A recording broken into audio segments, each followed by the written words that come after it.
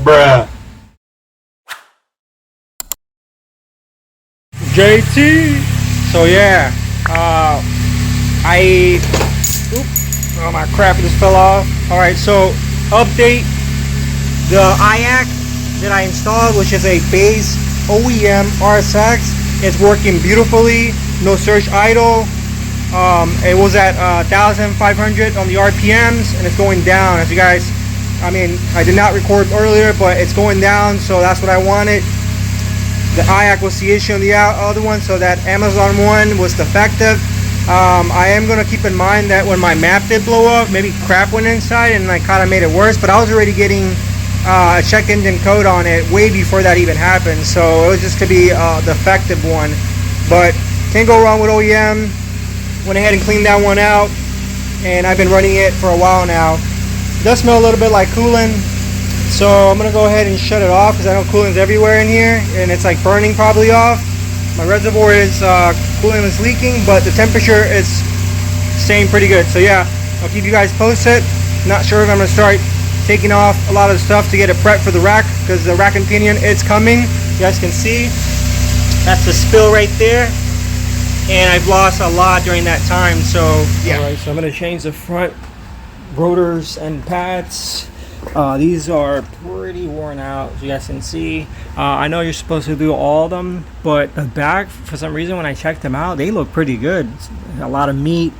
Rotors look really well. Just the front looks really beat up, and when you're driving, you can actually hear it. So I went ahead and picked up a little sheep set right there from eBay, and that's what we're going to be running in here. And yeah, so I'm not going to be recording it. I'll probably just show the aftermath of me being done with it. But I wanted to share something with you guys here. See if the camera can pick it up. Let me see. But my boot, you guys can see right there, it was torn, and I fixed it. See? Yeah, I can see it's fixed. So what I ended up doing was I took some glue, some regular glue, like crazy glue, any gel glue like that. And then I put a little bit of RTV, and you guys can see it's sealed up because my boot was broken. So yeah, if you do that, it will work pretty well. So I mean, I've not tested it yet because the car has not driven on the road and crap and stuff like that. But yeah, it seems to be holding up pretty well. These little, I guess you can say, rear skirts for it. You guys can see, because what's coming for the vehicle, it's a little nice, and I wanted to go ahead and put these. For some reason I like how they look. I still have to get a front one, but I'm just picky, so I'm still deciding which one.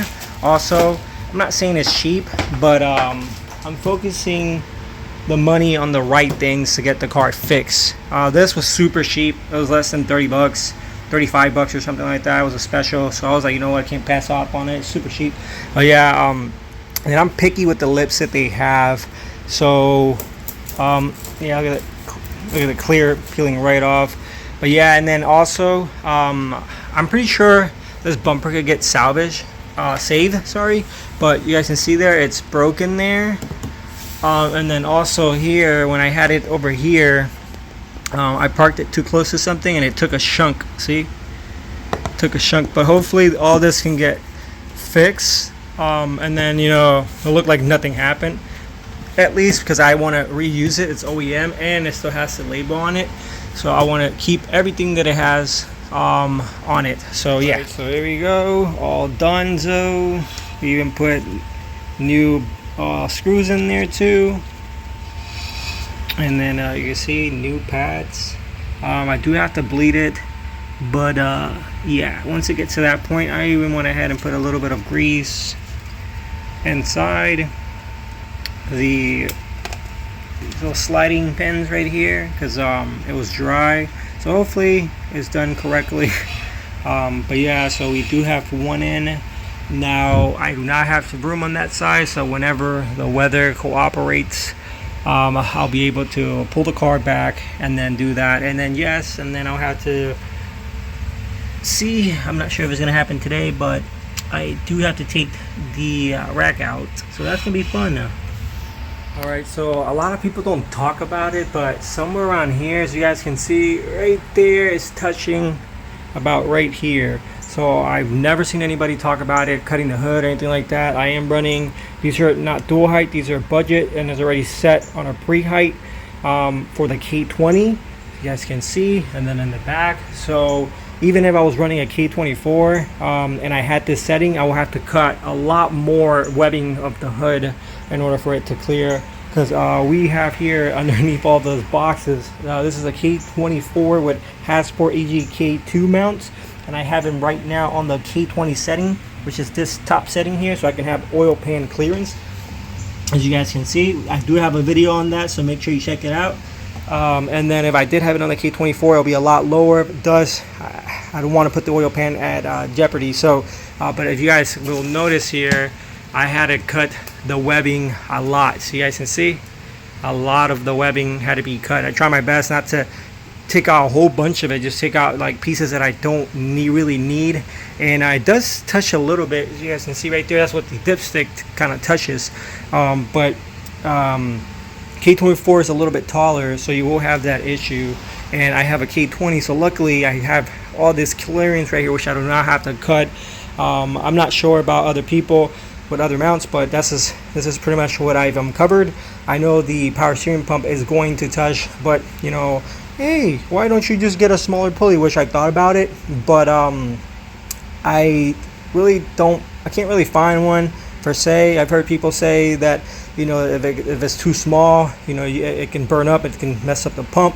So just to not have any hassle, I'm going to go ahead and cut it right there. But fortunately, nobody really sheds some light on this or talks about this. They just pretty much do it in the background, and then that's it. But that's something that always piqued my interest, or like, hey, what do you do with the hood? But now I'm going to see if I can try to show you guys and document it, because there's no videos out there for this that I've encountered. But you guys can see right there, it's touching a little bit. So I'm going to use that as a guide, and I can either be successful at this or bosh it, but I'm not going to take the whole thing. I've seen on some people's videos, you know, they don't talk about it, but you can see it in the background.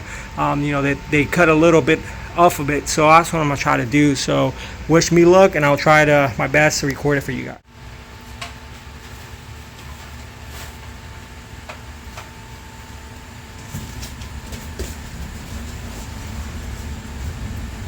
Bruh.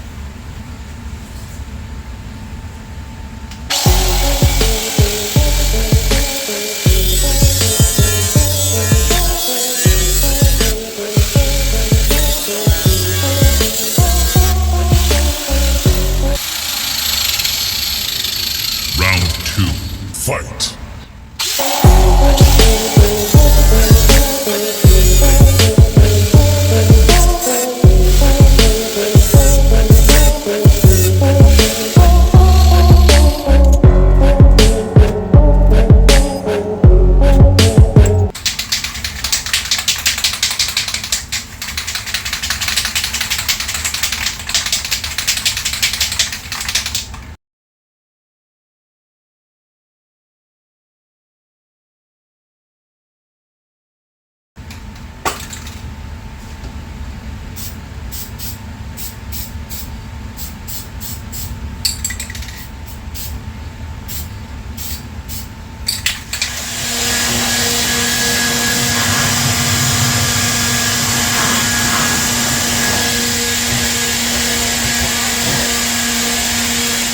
So here is a finished product. As you guys can see, I did spray a little bit of the paint, and it ran a little bit.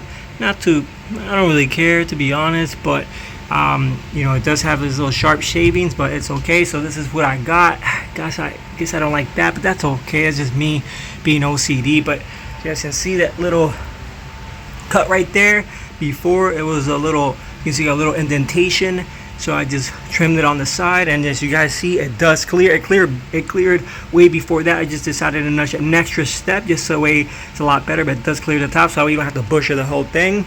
I don't think it touches the pulley here either, so, but we will see right now. So I'm gonna do a little fit check. So we got a piece of metal here.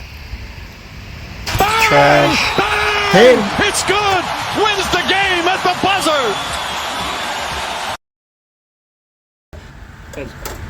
Alright, so show you guys here. You can see coming down. It was touching right there on that bolt. You guys can see. locking right there. It's hard to see in there, but hopefully you guys can still see. Maybe in this angle here, you could see. Yeah, you can see a little bit better here. You guys can see right there. And then we're gonna close it up. Let's see if I can get the flashlight for you guys. It's gonna be a little hard to see. Let me see if I can zoom in for you guys. In there. I don't know if you can see it. I'm getting close to it. You guys see it? Money. Right there, look at that. It clears. It's not touching. And the pulley's not touching either. So, success. So now I can go ahead and clear. I can close the hood. Right there. So yeah, so long time waiting. I'm glad. I think I saw a Pablo Mini SP tune. Shout out to Pablo, great guy, appreciate you. I saw that video you had, one of the ones that, if I can find, I'll probably put it up here, but I doubt it was on your Instagram. And so you like you know, showing all three of your Integras, the one that you just recently sold. But yeah, that one helped me out. I can see it from one of the videos a little bit, and I just started cutting a little bit, little by little, and luckily, thank to God, I got just the right amount. But yeah, so I'm gonna go ahead and put the bumper and then start cleaning up so I can close for today and just call it quits on this video. So it did get me somewhere around here. Freaking pieces of like metal. They got me around there and it burned me a little bit, but I think it should be good. I'm gonna wash my head, get all that piece of metal. I make sure that I cover it here so I won't get any in the intake and stuff, because it does leave a lot of shrapnel. So I went ahead and turned the fan off, so maybe there's no sound, background noise. But yeah, so we're gonna wrap up the video. I'm gonna call it quits. It's about to rain. I'm done for today. So concluding, you know, like everything that happened. So we obviously, you guys saw, never seen anybody did that, record that for you guys. It's always behind scenes, but want to go ahead and notch it. You guys can see nothing that, you know, difficult, and it clears this whole area right here. Perfect. So we did that. What else did I do? Oh, I changed the rotors. You guys can see in the brake pads. Something that I cover. I bought some cheap, really cheap bearings, wheel bearings, and they're super bad. Next time I'm gonna upgrade and get some decent ones, because for the EG I think it was like Rock Auto, but they were in that cheap. They were actually pricey and no issues. This one, for some reason, it shakes. It should be doing that. It's brand new. So yeah, and my tool broke.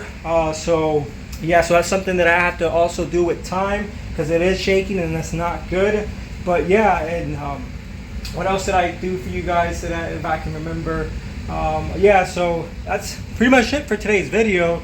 Like I was saying, I've never seen anybody done that, but yeah, anybody that's thinking of doing power steering on an Integra, that's exactly what you have to do in order for it to clear.